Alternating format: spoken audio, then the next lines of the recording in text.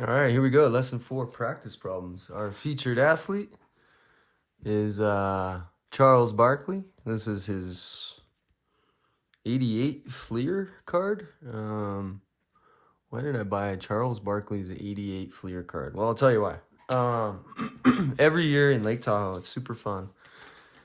They do the American Century Championship. Now, we bought this flag at the pro shop. You got John Smoltz. I know that one from the baseball card. Here's Charles Barkley's autograph. My daughter, I was mad at her for a second, and then I got over it. But she decided to do a bubble around his autograph, which don't do that. Anyways, there's a lot of big names. There's John Elway. I think that's Devontae Adams. There's Ray Romano. Let's see, Tony Romo, I think. Nate Bargatze, stand-up comedian. AJ Hawk. Who else is on here? There's Romo. This is a big one. Who is this? I know Blake Griffin's on here. I know Steve Young's on here somewhere. I think that's Steve Young. Baker Mayfield, quarterback of the who knows now. Some other big names on here. Trying to remember who they are. Took a note of all of them, but who's this? This is a big one. I can't remember who this is. Anyways, really fun event. If you ever get a chance to go to Edgewood, Tahoe for the American Century Classic, I highly recommend you buy this flag. Anyways, Barkley. Let's talk about him. Barkley was known as the round mound of rebounds. He was great at rebounding. He also was like a 20-point, 10 rebound guy, which is impressive. He was a hard worker. He was a force in the paint. He wasn't super tall, but he was tall enough. Anyway, he's also one of he cracks me up on NBA on TNT. I hope he never gets canceled. But Barkley's a national treasure. You should see some of his like late night talk show interviews. They're pretty funny. Anyway, I don't want to put too much into like athlete worship because a lot of them make huge mistakes and then we get in trouble for like liking our heroes. But just remember, nobody's perfect. Barkley used to do a commercial about I am not a role model. Famous old commercial. But all right, anyways, lesson 4, practice problems. Here we go. Unit 2, lesson 4. Match each statement using only the information shown in the pairs of congruent triangles. Okay, that is side, angle, side. Side, angle, side. I can already tell. In the 2 triangles, there are 3 pairs of congruent sides. Oh, I see what they're doing here. This is a matching game. 1, 2, 3, A, B, C. Okay. So what are we doing here? So look at these 2 triangles. They give us 1 pair. They give us 2 pairs. And this is implied a 3rd pair because they share that side. So in the 2 triangles, there are 3 pairs of congruent sides. This is 3. 3 with A.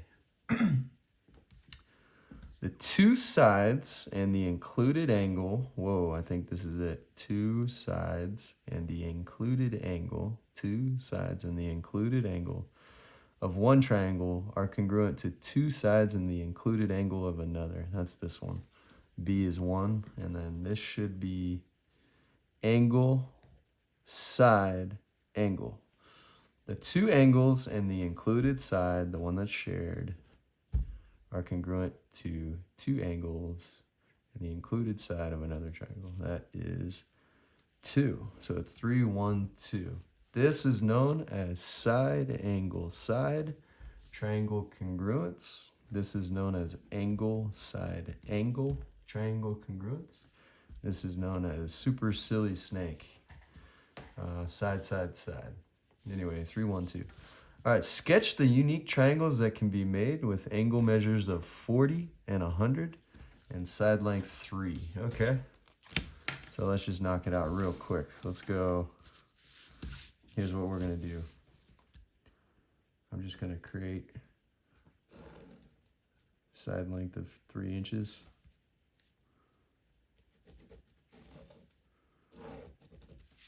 That's 3.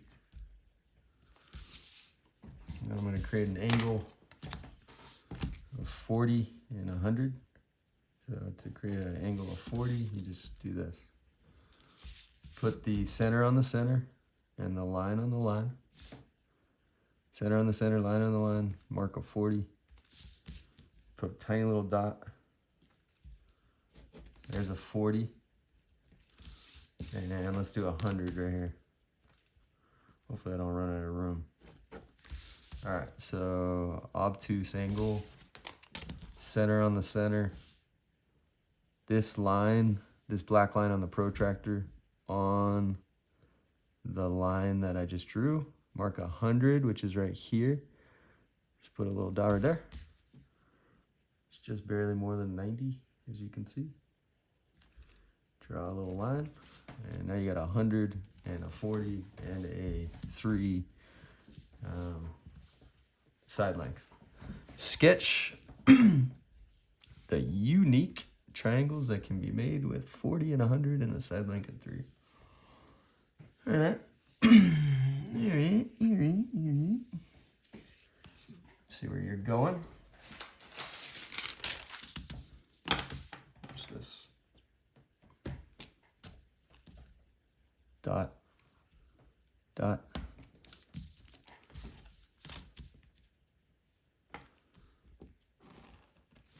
Three. Watch how easy this is.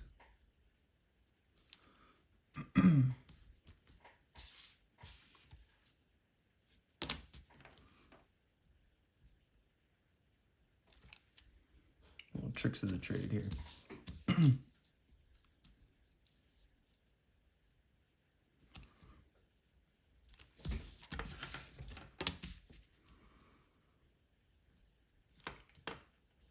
Got them on patty paper now. I'm ready to roll. Okay. So, got a side of 3. Got a 40. Got 100. So sketch the unique triangles that can be made. I'm going to tell you what's up.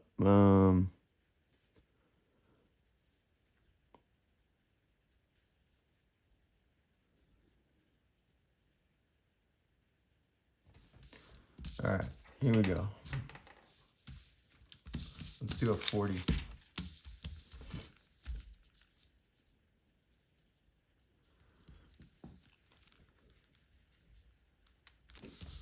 Building this circle right here.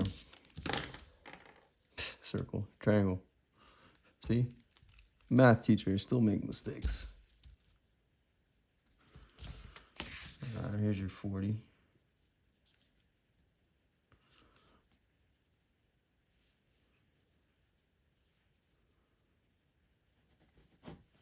There's 40. I'm gonna try to make 100 over here.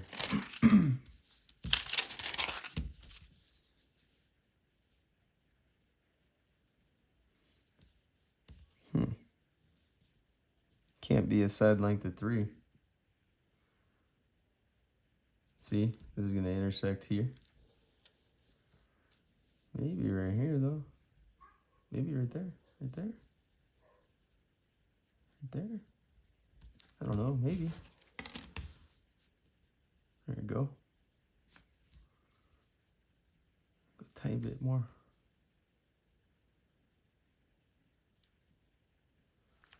Okay.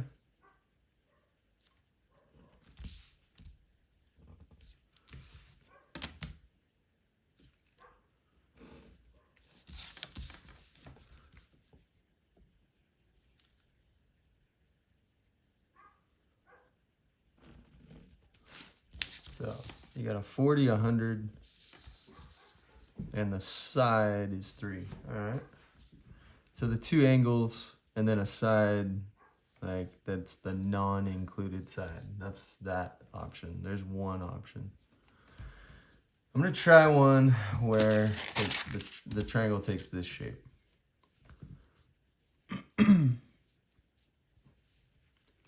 Where the 40 and the 100 are here. And of course you got the 3. So remember, I'm using tracing paper, so we're good. Now, one of the things I want to do is extend this to here. And this. Make sure we're good here. So you got your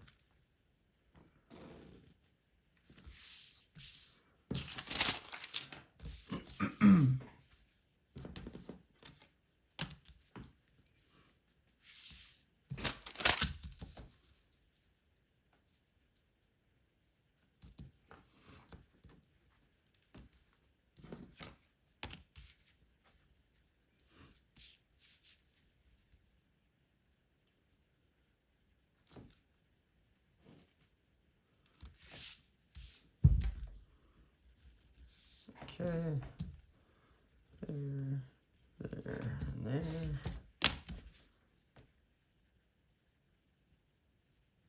It's going.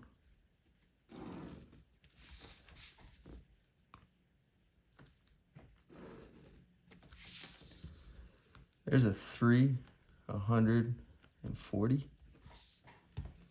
There's a 3, 140.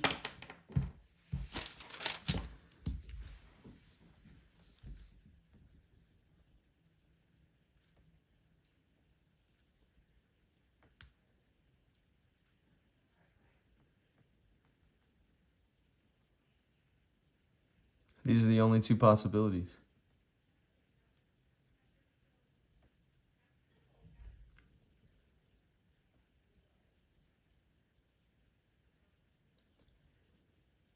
Now,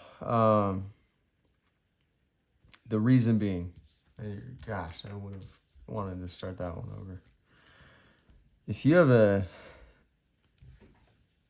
you had two triangles where we had the 40 and the 100 plus the included side, so we have one of them, right? Imagine we had another one. This is the only size and shape you could draw because of a theorem known as angle side angle. Angle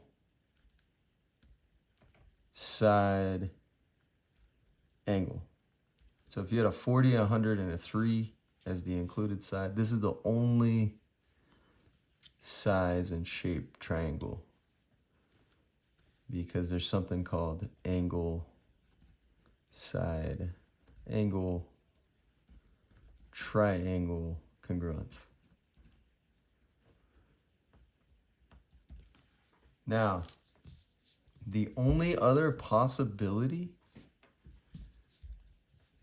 is the 100 and the 40, and then 3 is not the included side. Included side is right here.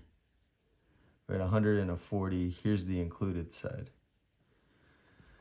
Now, what you're going to notice in Unit 3, I don't want to get too far ahead, but it's pretty cool.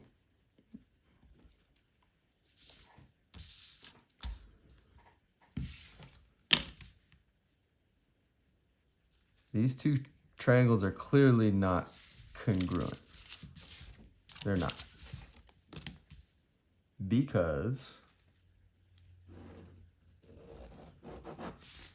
they're not the same size. So you've got this one that I traced, right? Now, what if we did the 100 to the 100?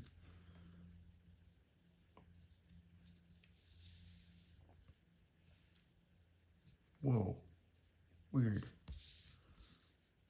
Hang on. If we reflect that line. Look at this. As you can see, we got the 40 and the 100, right? The two possible triangles that I drew with these facts, 40, 100, and 3. You can see I used patty paper for everything. I used the protractor. The smaller one is not the same size as the bigger one, but it is the same shape. It's the same shape, but not the same size. This is a glimpse into Unit 3 and the angle-angle similarity theorem for triangles. We'll talk about that more. But anyway, these are the only two versions of a 3, a 40, and a 100. A 3, a 40, and a 100. Yee, 2 is tough. All right, 3. What is the least amount of information you need to construct this triangle congruent to this one? Well, you need 3 things. Because there are, for congruence, you're going to need 3 things because there are 3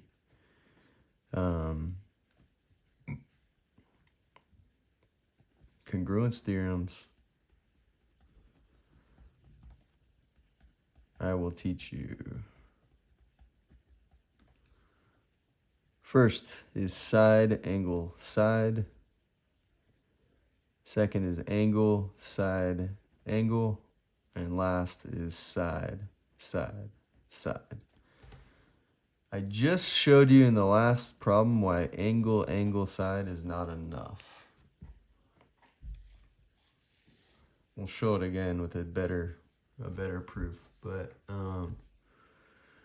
these are the ones I'm going to show you. Side, angle, side, angle, and side, side, side. There's another one that's called hypotenuse leg, but we're not going to talk about that this year. So these are the 3 congruence theorems I'm looking for. Side, angle, and side, side, side. You're going to learn more and more about that coming up. But what's the least amount of information you would need to construct a triangle congruent to this one? Well, if we went side, side, side, you would need to know, so if all 3 sides, so if we knew the length of all 3 sides,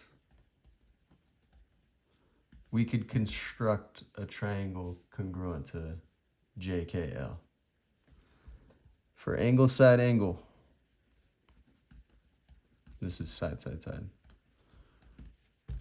If we knew 2 of the angles, two of the angle measures, plus the included side, that would give us angle, side, angle. That would be like if we had J and K, if we knew what these measures were, plus we knew the length of JK, that's the only way we would be able to build a congruent triangle. So that takes care of angle, side, angle. And then last, for side, angle, side, if we knew 2 lengths of sides and the included angle.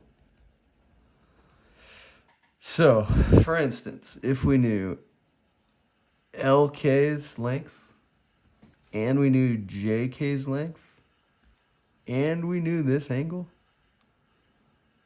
that's the only size and shape triangle we could create. So what's the least amount of information you need? You need at least 3 things for one of these. Side, side, side, angle, side, angle, side, angle, side. 1, 2, 3. So you would need the 3 side lengths. You would need 2 angles plus the side in between, or you would need 2 sides plus the angle between, which is summarized here, here, and here. Okay, tough question again. Oh well, who cares? Tough questions are fun. Triangle ABC. Gosh, some of these are tough questions. It's okay. World will go on if you don't understand geometry. It's not a big deal. It's important to know geometry, but it's not life or death. So, am I gonna be the guy who tells you that you absolutely need to understand every concept in geometry? No. It's so fun though to me. So if you can like find the beauty in it,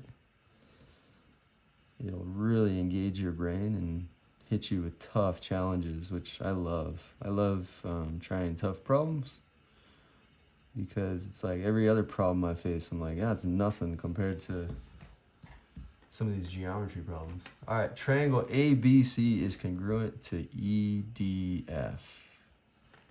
All right, and they're gonna do the order matters stuff. So let's just do it real quick. AB, first 2 letters. ED, first 2 letters. BC, second and third. DF, second and third. AC, first and third.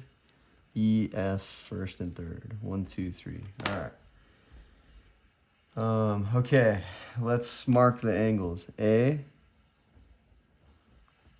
should go with E, right? Order matters in a congruent statement. B should coincide with D. And then C, 1, 2, 3, should coincide with F. All right, so we got our annotation. Now, this one is the, well, if there's a sequence of motions taking ABC to EDF, we can envision this as the pre-image and this is the image.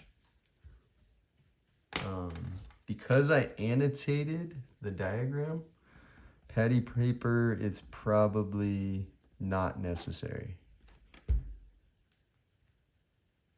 So again, because I annotated using the congruence statement, I don't really need patty paper anymore. Okay, here we go. A, does it coincide with E? Yes. B, does it coincide with F? No. 2 and 3. Segment AB, 1 hash mark. Does it coincide with EF, which has 3? Nope. BC has 2 little hash marks, I call them. Does it coincide with DF? Yes. 2 hash marks. Finally, AC, which for some odd reason I made a mistake, forgot to do the 3. See? Make mistakes. It's okay to make mistakes. Nobody's perfect. Nobody's perfect. The sooner you realize that, the sooner you can forgive your friends and family for mistakes. Nobody is perfect. We all make mistakes. All right, segment AC, 3 hash marks. Is it ED with 1? Nah, your answer is A and D. Okay, here we go. Numero 5. Up to 24 minutes. I'm gonna try to knock this out in 30. Let's see if we can do it. A rotation by angle ACE. Ooh, we did this one. We already did this one. Just go back to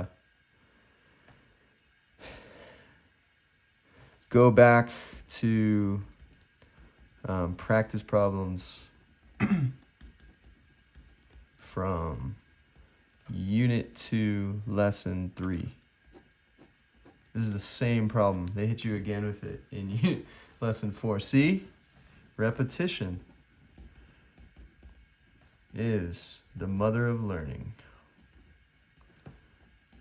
I heard that from an old sales trainer. Repetition is the mother of learning. He probably stole it from somebody. All right, number 6, line EF right there is a line of symmetry for figure ABECDF. Claire says that ABEF is congruent to CDFE. ABEF is actually congruent to DCEF. Order's wrong. Order is wrong. Write a correct congruence statement for the quadrilaterals. Okay, well, let's just start with ABEF. ABEF is congruent to, so AB, DC, E, ABE, DCE, ABEF, DCEF. Boom. There you go. Just like talking through my thinking. Okay, number 7. Triangle HEF. This puppy right here is the image of triangle HGF after a reflection across line FH. Okay, select all statements that must be true. Of course, it's on a separate page. So annoying. Ay. All right, let me see. How can we do this? Watch. I'll just trace it. Okay. H, E, F, G. It's going to be so hard to do this by flipping back and forth. Let me just do this real quick. Why do they got to do that? Come on, illustrative. You know that's going to make it hard. Put the selections on the same page. All right. You should know better. Just kidding. I love illustrative math. Seriously, it's so much fun teaching this class. They're really big on, like, well, it's in the name, illustration. My artwork has gotten so much better just from teaching through this curriculum. All right, so here we go. Select all true. That's what we have to do. Select all true. That's all that we missed. And then also, let's get the order right. HEF, HGF. HEF, HGF. Then we don't have to keep switching back and forth. All right, so here we go. Now you've got your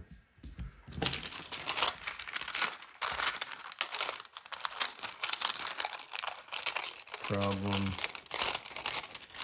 your givens, right here. Hey, illustrative math. You saved my life as a math teacher, seriously. I was trying to wing it at first. Bad idea. All right, here we go. We are almost good to go. Okay, they're saying HEF, which I just did that, is congruent to HGF after a reflection over line FH. Select all true. All right, triangle FGH, third, second, first, should be congruent to FEH. Yep, FEH. Circle it. Triangle EFH, second, third, first, it should be congruent to GFH. GFH. Circle it. Angle HFE right here. This guy right here. HFE. That should be congruent to this one, which is called HFG. They said FHG. Not the right order. FHG is this one. Those are different. Or not corresponding, I should say. Angle EFH FG, whoa, the big one with 2 is congruent to EHG. Well, I already can tell that's not right. Look how, that's almost like 180. I'll bet you that's 150. Let me just triple check. I like doing little bets on geometry. Just kidding. All right, 150. Oh, that's a little off. It's closer to 160. Anyways, okay. That's an estimation. Estimation is huge in math. So you know that one's not right. Let's go to E. Segment EH right here. You know that's going to be congruent to GH. They said FG. Nah, that's not going to work. GH, you know that's going to be congruent to EH. Circle that puppy. We are at 30 minutes. Just barely going to go over. All right, number 8. When rectangle ABCD, this whole thing, is reflected across line EF, the image is BADC. What? Right? You're like, huh? How is that the case? I'll show you what they mean. When A, B, C, D is reflected across line EF, its image is BADC. What the heck does that even mean, right? Which language are they talking about? What language are they using here? Just kidding. English. All right, hang on.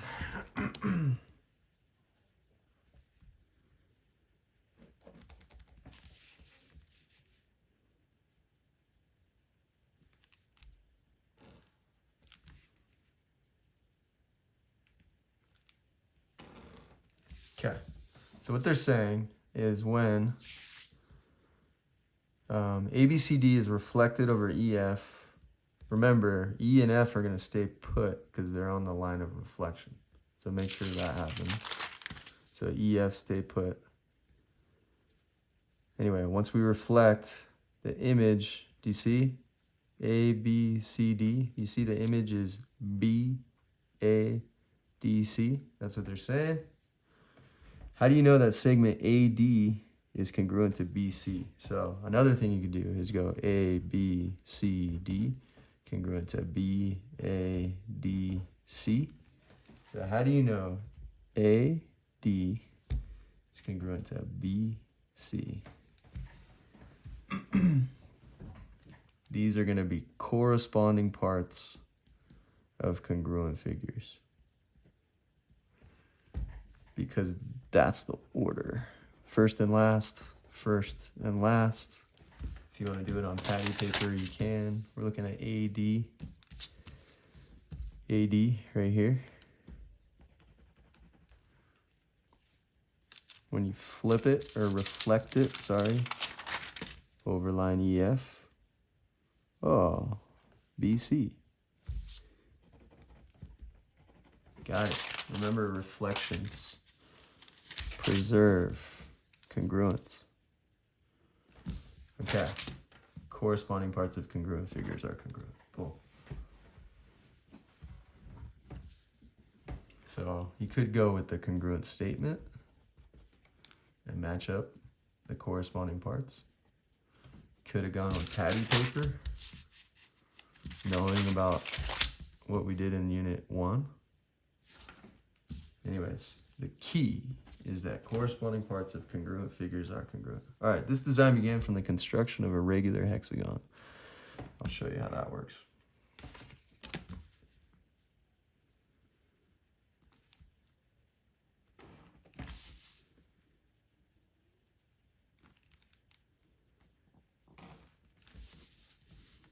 Gosh, I love geometry. Just a little bit too much, I think. Oh well, it's fun to love math. So let me just show you what they're talking about there. Remember the hexagon construction?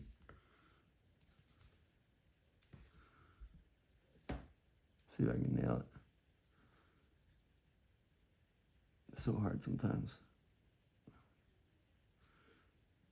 I just want to like prove what they're saying.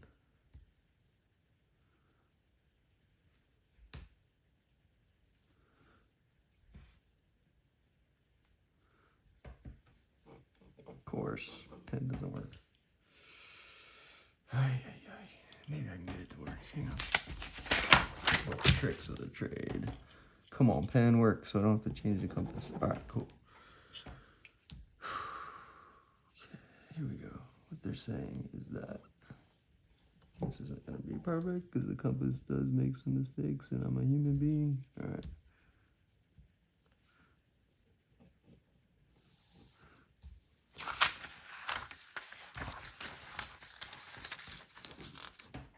So how do you make a hexagon? Well, you just keep making these guys, remember?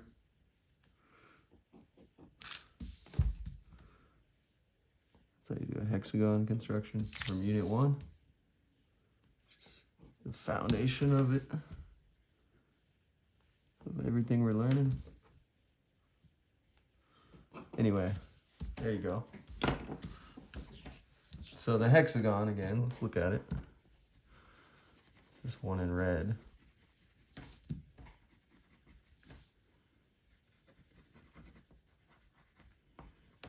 Comes from a construction.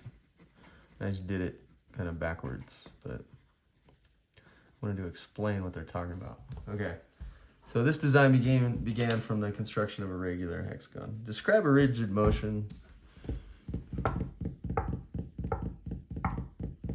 that will take the figure onto itself. Okay. I think that's what they mean. I think. Describe a rigid motion that will take the figure onto itself. Which figure? They should have specified HEF. I think that's what they're talking about. HEF. Uh-oh, I got a visitor coming. Who's that? It's me. It's time to go. It's time to go. Oh, I need like 15 minutes. Sorry. 10 minutes. 10 minutes. Sorry. See? Never have enough time. Alright, HEF. How do you get from HEF to GCB? Translate H to G.